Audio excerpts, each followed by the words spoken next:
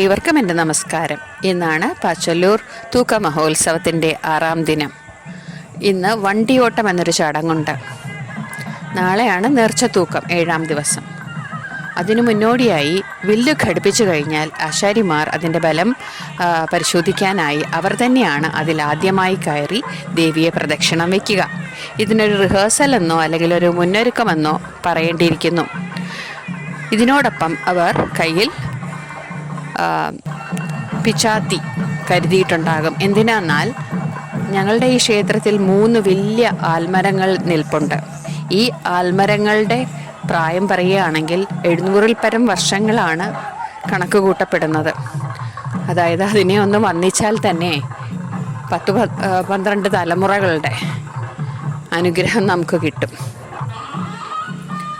അപ്പോൾ ആ ഒരു ചടങ്ങിൻ്റെ ഒരു പ്രത്യേകത എന്തെന്നാൽ ഈ തൂക്കവില്ല് വലിക്കുന്നത് ഈ വണ്ടിച്ചക്രങ്ങൾ വലിച്ചുകൊണ്ടാണ് പോകാറ്. അത് വലിക്കുന്നത് ദേവീദാസന്മാരാണ്. ദേവീദാസന്മാരെന്ന് വെച്ചാൽ കുട്ടികൾക്ക് നേർച്ചത്തൂക്കം നേരുന്ന മാതാപിതാക്കൾ അവരെ ഒരു പ്രത്യേക ഫീസൊക്കെ കൊടുത്ത് വ്രതശുദ്ധിയോടെ അവരെ നിർത്തിയിരിക്കുകയാണ്. അമ്പലത്തിൽ തന്നെയാണ് അവർ കിടക്കുക, അമ്പലത്തിൽ തന്നെയാണ് അവർക്ക് വേണ്ട എല്ലാ സൗകര്യങ്ങളും ഉള്ളത്.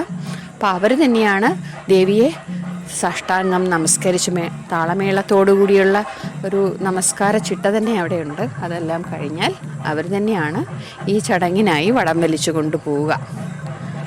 പക്ഷേ ഇന്നത്തെ ചടങ്ങിൽ വില്ലിൽ അലങ്കാരങ്ങളൊന്നും ഉണ്ടാവില്ല.